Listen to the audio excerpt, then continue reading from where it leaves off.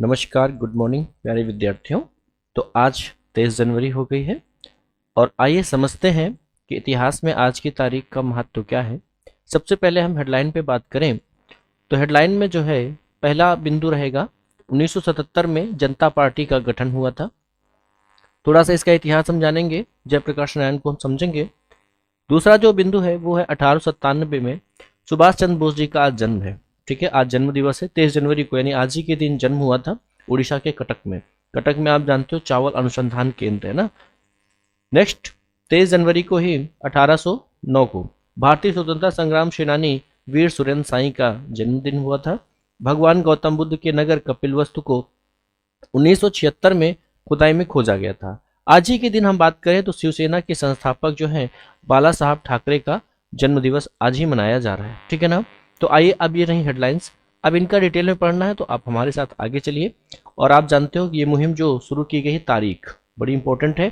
इससे क्या रहेगा, इससे आपको जो है रोज की तारीख के बारे में पता चलेगा कि आज क्या क्या जरूरी जो महत्वपूर्ण है। और इसके साथ साथ ये तो आप जान गए हैं, इसके साथ साथ जो हमारे पेपर के पॉइंट ऑफ व्यू से इंपॉर्टेंट है वो भी हम इसके साथ हम पढ़ते हैं। ठीक है ना। आइए, पूरे जोश के साथ हम आगे बढ़ रहे हैं। और आप लोग भी देखो, मॉर्निंग में क्या रहता है, बिल्कुल सब लोग क्या बिल्कुल फुली चार्ज रहते हैं ना। तो बस उसी जोश के साथ दिन भर लगे रहिए और शाम तक जो भी सुबह आप टारगेट सेट कर रहे हैं शाम तक कंप्लीट तो हो ही जाएगा ना। चलिए आगे देखिए। तो यहाँ पर 23 जनवरी का इतिहास। 1897 में भारत के स्वतंत्रता संग्राम सेनानी नेताजी सुभाष चंद्र बोस का जन्म उड़ीसा के कटक में हुआ था। ये है नेताजी, इनको आप देखिए। जन्म उड़ीसा कटक में, पिता जानकी बोस और माता प्रभावती देवी। यहाँ पर पत्नी का कहीं जिक्र नहीं है। इमली सैकल से शादी हुई थी लेकिन वो भारत शायद नहीं आई थी। जब ये ऑस्ट्रिया गए थे, वहां पर इलाज के लिए गए थे, तो वहीं पर इमली सैकल से इनकी मुलाकात होती है। अच्छा, एक बात और बता दूं, इसकी जो पीडीएफ है ना, पीडीएफ वो आपको टेलीग्राम चैनल में मिल जाएगी। पीडीएफ के लिए आप टेलीग्राम चैनल शिखर ऑनलाइन क्लासेस में आप सर्च करेंगे, विजिट करेंगे। वहां पर अभी क्लास समाप्त होने के 10 मिनट बाद टेलीग्राम चैनल पे आपको इसकी पीडीएफ मिल जाएगी। दूसरी बात आपको बता दूं, सुभाष चंद्र बोस की हमने पूरी क्लासरूम से लेक्चर पूरा डिलीवर्ड किया था। समय हो तो आप लोग जरूर उसको देखिएगा, बहुत अच्छा है, लगभग 2 घंटे का है। ठीक है, पूरा लेक्चर समय निकाल करके आप उसको जरूर देखिएगा, तो उससे जो है नेताजी से आप जो है आराम से परिचित हो पाएंगे। ठीक है, आइए हम आगे बढ़ते हैं। 1920 में आपने क्या किया, आईएएस की परीक्षा, आईसीएस है ना, इंडियन सिविल सर्विस की परीक्षा उत्तीर्ण की। 1921 में देखो त्याग पत्र दे दिया, बोले नहीं हमको भारत माता की सेवा करनी। 1921 में कांग्रेस के सदस्य बनकर असहयोग आंदोलन में भाग लिया। असहयोग आंदोलन 1920 में गांधी जी के द्वारा शुरू किया गया था। नेक्स्ट क्वेश्चन आगे कहा जा रहा है, 1923 में चित्तरंजन दास और मोतीलाल नेहरू द्वारा स्वराज पार्टी का गठन किया गया था, जिसमें जो बोस जी हैं, नेताजी हैं, वो सचिव बने थे। 1928 में कोलकाता में साइमन कमीशन का विरोध किया था। ध्यान रखना, लाहौर में किसने किया था, आप कमेंट करके हमको बताएंगे। साइमन कमीशन का विरोध। एक बिंदु और, साइमन कमीशन का विरोध क्यों हो रहा था, इसकी महत्वपूर्ण 2-3 बिंदु आप लिख लीजिएगा, अच्छा रहेगा। और आज साइमन कमीशन पढ़ भी लीजिएगा तो आपके लिए और भी ज्यादा बेहतर रहेगा। 1928 में नेहरू रिपोर्ट का विरोध किया था। नेहरू रिपोर्ट, जवाहरलाल नेहरू के जो पिताजी थे मोतीलाल नेहरू, उन्होंने नेहरू रिपोर्ट पेश की थी और उसका जो है इन्होंने विरोध किया था। केवल अकेले यही नहीं थे, देखिए ये हैं और साथ में कौन है, जवाहरलाल नेहरू जी, ये दोनों लोग। क्योंकि इन्होंने क्या कहा था, इन्होंने कहा था कि हमें जो है नेहरू जी का, मोतीलाल नेहरू जी का कहना था कि हमें पूर्ण स्वराज अगर ना मिल पाए तो कम से कम आधी स्वराज दे दो। और वो आधी स्वराज को किस नाम से जाना जाता है, आप जरूर बताएंगे। आगे देखिए, आगे 1930 में सविनय अवज्ञा आंदोलन में शामिल हुए। 5 मार्च 1931 को जब गांधी इरविन समझौता हुआ था, दिल्ली में समझौता हुआ था, तो गांधी जी जो है अकेले इनको जाना था कहाँ, गोलमेज सम्मेलन कहाँ, लंदन जाना था। उससे असहमत थे कि गांधी जी अकेले न जाए, लेकिन इनकी ज्यादा सुनी नहीं गई। फिर अगर नेताजी की बात हो और हरिपुरा अधिवेशन की बात ना हो तो अधूरा रह जाता है। गुजरात के हरिपुरा अधिवेशन में कांग्रेस के अध्यक्ष बनते हैं। काफी बेहतर काम किया इन्होंने। ये देखिए गांधी जी भी यहाँ पर बैठे हुए हैं, पटेल जी हैं, है ना, नेताजी हैं, तो बेहतर काम किए। उसके बाद 1939 में फिर से इनको मध्य प्रदेश में त्रिपुरी में जो है अधिवेशन में इनको फिर से अध्यक्ष चुने गए। लेकिन हुआ क्या, अध्यक्ष का अकाल पड़ गया। कारण क्यों, क्योंकि यहाँ पर गांधी जी पहुंच जाते हैं अपना खुद का कैंडिडेट लेकर के, और उनका नाम क्या होता है, पट्टाभी सीतारमैया। पट्टाभी सीतारमैया को लेकर के जो है यहाँ पर गांधी जी पहुंच जाते हैं कि नहीं भाई हमारा कैंडिडेट चुनाव लड़ेगा।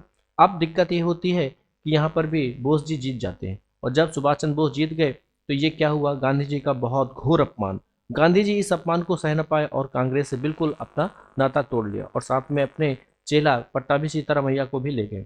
इस चक्कर में बोस जी को लगा कि अरे यार, मात्र एक जो है छोटे से अध्यक्ष पद के लिए गांधी जी देखो इतना रिसाव नहीं है ना। गांधी जी रिसा गए थे क्योंकि ये जो अधिवेशन हो रहा था ये कांग्रेस का हो रहा था। इनके रिसाने के, गांधी जी के रिसाने के बाद आपने भी इस्तीफा दे दिया। मतलब कौन, बोस जी ने भी इस्तीफा दे दिया। बोले भैया हमको भी नहीं रहना। अब समस्या इस बात की हुई कि वहां पर अध्यक्ष का अकाल पड़ गया और इसे त्रिपुरी संकट के नाम से जाना जाता है।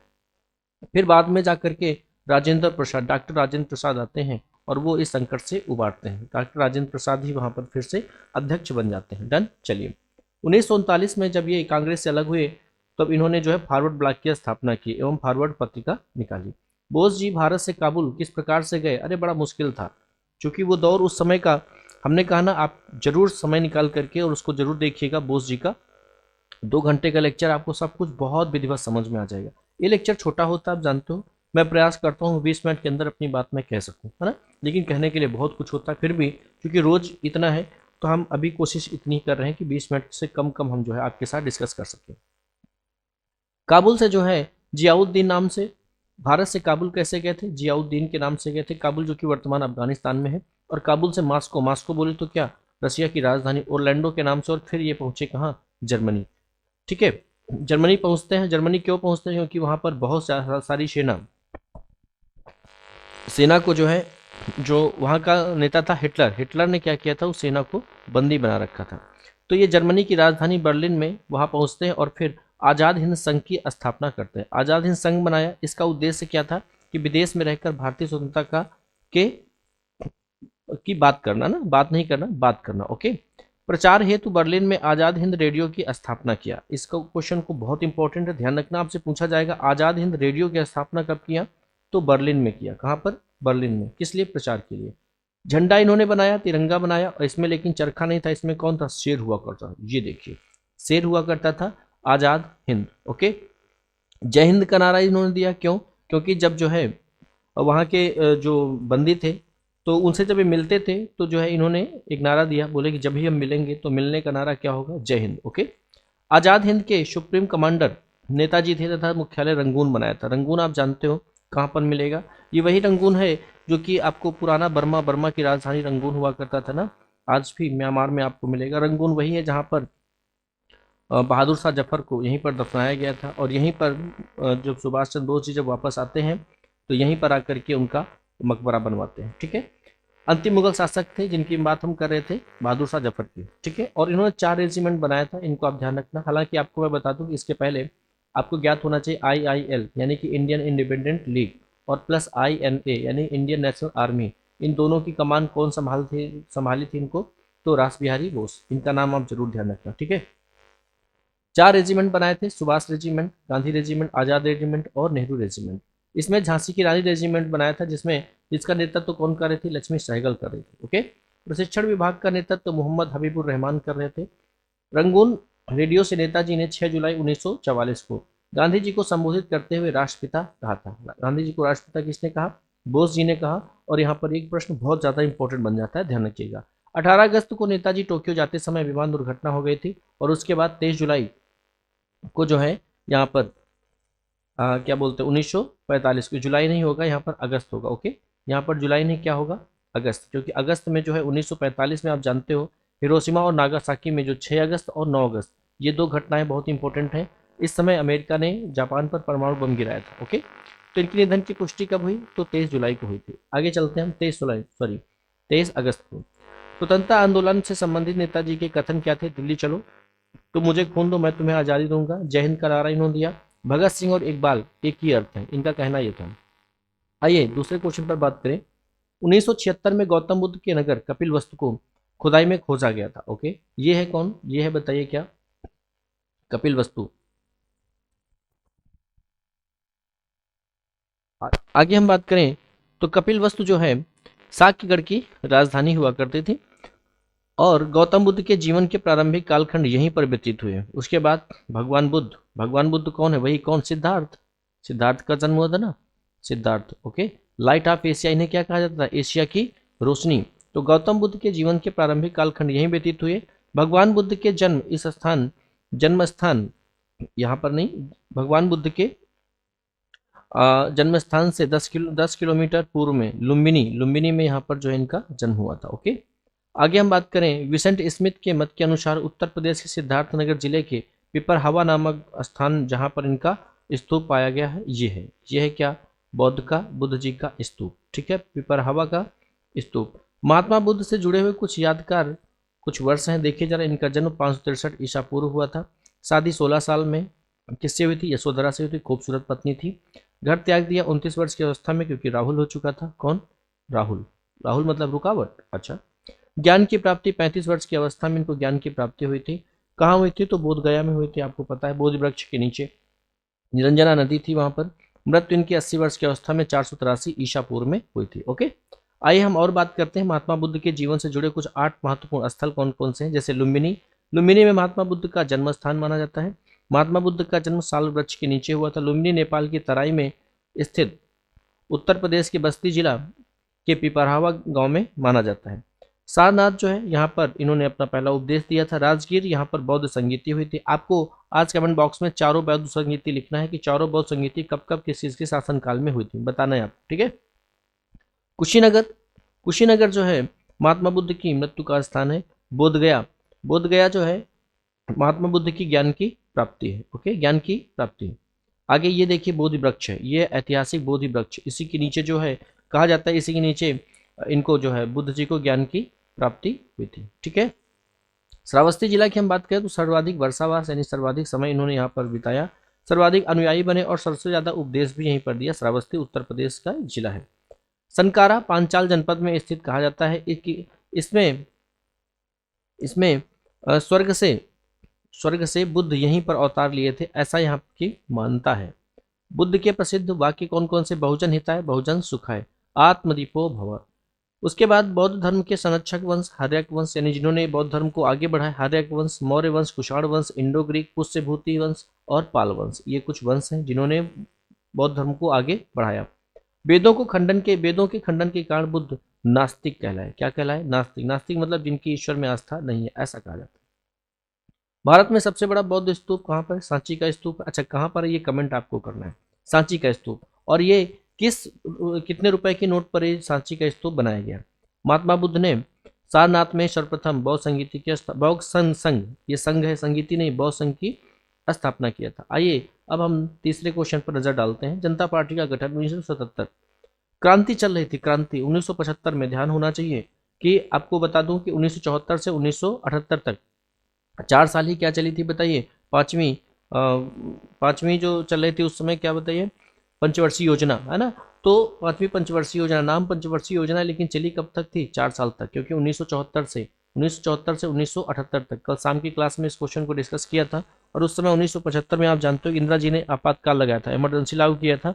और वहां पर जयप्रकाश नारायण, लोकनायक जयप्रकाश नारायण का नाम निकल करके आता है, और ये बहुत विरोध कर रहे थे ना, क्योंकि इंदिरा जी ने क्या दिया था, गरीबी हटाओ का नारा, और जो लोकनायक जयप्रकाश नारायण थे वो कह रहे थे इंदिरा हटाओ देश बचाओ, ये उनका कहना था। आपको पता होना चाहिए कि गरीबी हटाओ का नारा 1971 में दिया गया था। ओके, इसके पहले वाली पंचवर्षीय योजना में इंदिरा जी ने दिया था क्या, परिवार नियोजन। लेकिन हमने आपको बताया था कि दक्षिण वाले तो मान गए, वो तो बस उनका कहना भी यही था क्या, बच्चे दो ही अच्छे। लेकिन उत्तर वाले ये नहीं माने, और ये जब नहीं माने तो फिर इनको पकड़ के इनकी नसबंदी करवाई गई, समझ रहे हो।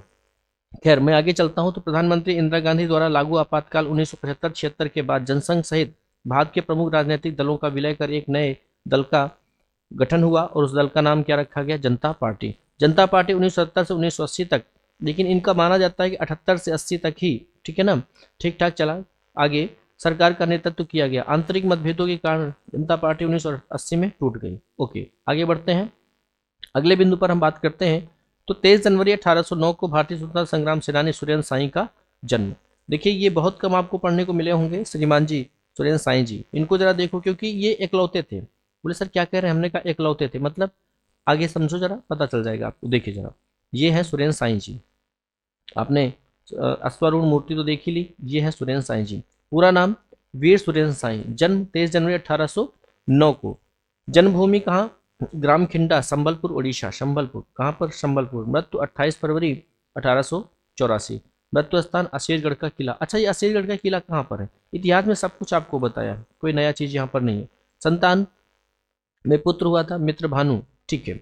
उसके बाद अन्य सुरेन साई, वीर सुरेन साई की गिरफ्तारी के बाद उनके साथी शांत नहीं बैठे। 30 जुलाई 1857 को, क्योंकि 1857 लड़ाई में ये थे, ओके, सैकड़ों क्रांतिकारियों ने हजारीबाग जेल पर धावा बोला और वीर सुरेन साई को 32 साथियों सहित छुड़ा ले गए। आगे देखिए, वीर सुरेन साई भारतीय क्रांतिकारी थे। वह 16वीं शताब्दी में चौहान वंश के संबलपुर महाराजा मधुकर साई के वंशज थे। वीर सुरेन साई 1857 के विद्रोह में पहले ही विदेशी शासन के खिलाफ लड़ाई शुरू कर दी थी। अच्छा, इनका पहले से ही प्रोग्राम शुरू हो गया था और विद्रोह के थम जाने के बाद भी उन्होंने इसे जारी रखा। विद्रोह थम गया लेकिन इसके बाद जो है ये शासन, मतलब इन्होंने जो है सांस नहीं रोकी, ये शुरू रहे।